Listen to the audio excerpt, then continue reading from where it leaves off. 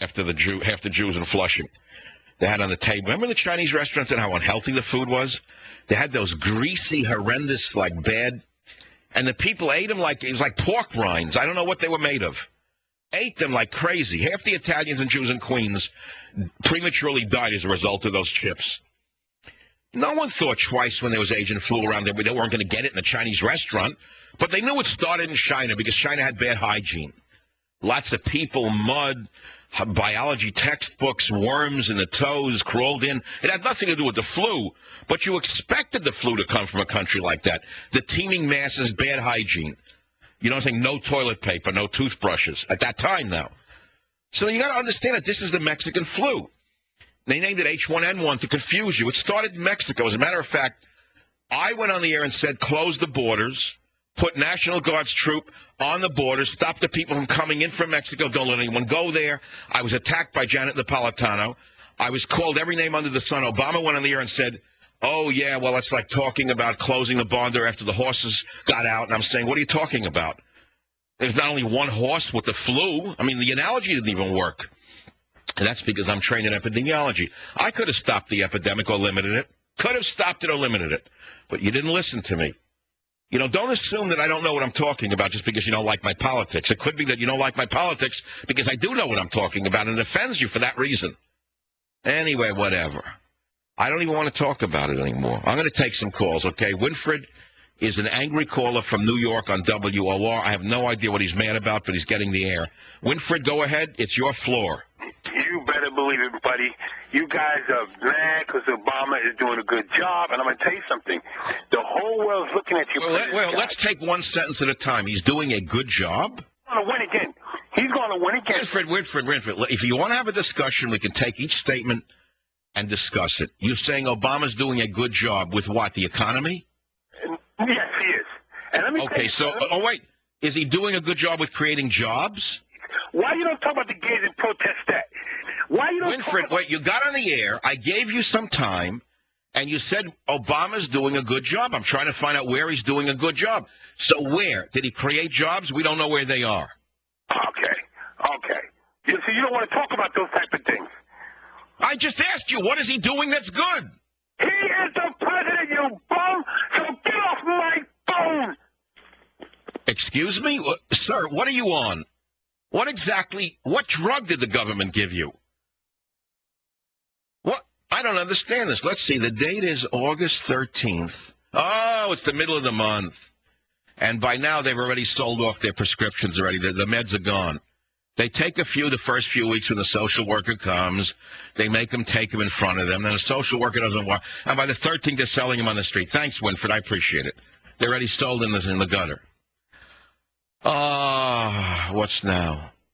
Los Angeles. Jane, you're on the Savage Nation. Go ahead, please. Hey there. I just love the way you reminisce about, the days when you were a kid, and I love hearing your stories. Would you tell a story about when you were a kid going to the doctor? What was that like for you?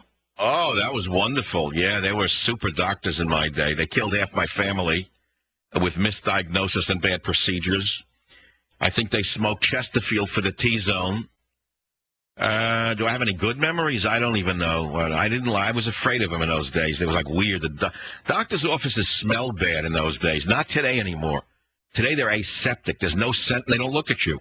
It's actually better today. You go into a clinic today, they don't look at you. They look at the chart. They come into the office and look at the wall, at the chart. They don't look at you. At least in my day, they looked at you before they butchered you. No, they had the personal touch. I'm trying to think, was there a positive doctor? I don't know. I wasn't a sickly kid, thank God.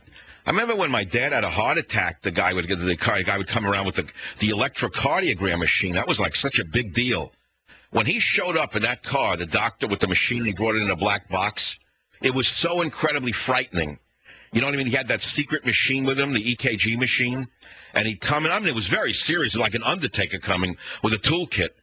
And he would, I was sad. You'd put it on with the gel on the heart, but then you have to see the chest with the hair and the white skin. Horrible. Because the Bible says, thou shalt not see the nakedness of thy father. Who wanted to look? But you had to watch to make sure the doctor didn't take out an organ to sell it on the side. no, the reason I mentioned that, Jane, listen, I'm not saying, because I had a weird, like in some ways a very weird upbringing. I told you my father had an antique store, which was really a stall, a couple of stalls inside a market of other guys who sold things, used goods, some antiques, this and that. And I would meet a high variety of people who would come down looking for bargains. You know, it was like the Antiques Roadshow live that I grew up in. You didn't know what you were going to find there, what it was worth, what the value was, and blah, blah, blah. So you had some rich people mixed in with some of the poor. They're always looking for some cheap, something cheaper than it was worth, blah, blah, blah, to try and, basically cheat the guy who bought it. And one of them was a doctor who, I can't name him, Dr. R, we'll say. That's how his name was, right? My father took me on the side when I was 9. He whispered to me, he said, "You see that guy, Dr. R?" I said, "Yes." He says, "These are guys. This guy would cut out an organ. He'd sell your kidneys if he could on the side. If you went in for an appendectomy, he'd sell a kidney."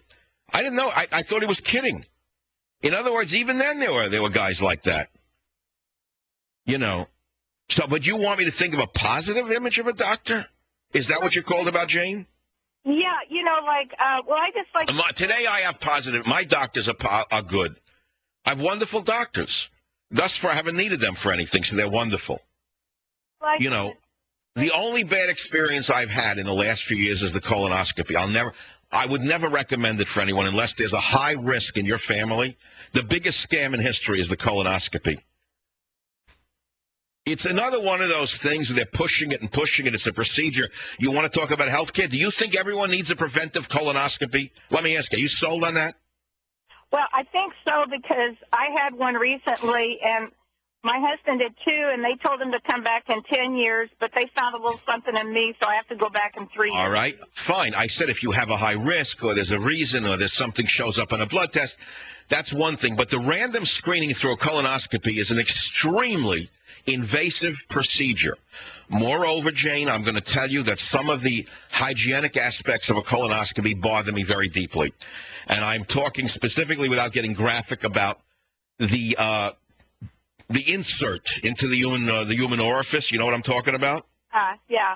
I mean, okay, so they tell you it was washed before it went from the other person into you, or sterilized. How do you know? What, it went into an autoclave? Yeah. Are you sure it went into an autoclave before it went into you? It looks like a snake. Go into it. It looks like a mortadella, if you wanted to know.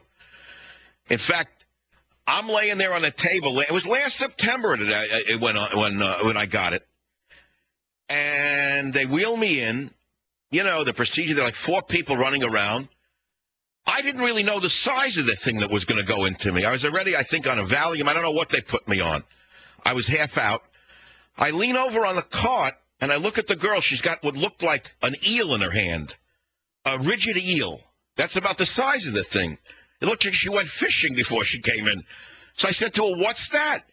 So she says to me, "That's what we put into you before." I said, "Come on, you're kidding me." So then I made another joke because it was San Francisco, and the doctor laughed. And I woke up, and everything was whatever. Then they give you pictures in color now. Of the inside of your guts. That's terrific. If you're bored any night of the week, if you're bored of television, you just open up the folder and look at the inside of your bowels. It's a heck of an evening's experience, I got to tell you. There's my transcending, there's my descending, there's my depressive colon, there's my ascending colon, there's my happy colon, there's my unhappy colon. All right, I think we've milked this one. Next case, 1-800-4... You got to admit, I'm having a good time. I'm like a child at this point in August. I feel like I've been in a car ride for eons. It seems like since history began, I've been in a car. And I've been asking my parents, when do we stop? And they say, very soon. And I can't stop the radio show. There's no way to stop. There's nowhere to go. There's nowhere for me to go. I have no desire to go anywhere on vacation. I made that mistake not too long ago. Horrible. Horrible. I'd rather stay here and sweat in the heat than complain about the air conditioning, than go in and So it's August. What do you expect? It's all good. Watching America go to you-know-where in a handbasket is a wonderful one-time experience. Try to envision the future where you'll be driving an old car. There'll be no new cars because nobody can afford them, and the manufacturers have been driven out of business by Obama and his greedy henchmen. Think Cuba. You'll be sitting around playing checkers or chess with your neighbors, none of whom you will know because the ones that you know who had a brain will be in an internment camp or working in a sugar plantation somewhere in Cuba. And your medical care will be superb in the future. You'll have a doctor who doesn't speak English, or at best broken English, with a dirty smock with no medication. But you will have medical care. I'll be right back. Your money, your life. How to make sense of it all. I'm Rob Black. Join me weekday mornings at 10 on Talk 910 KNEW.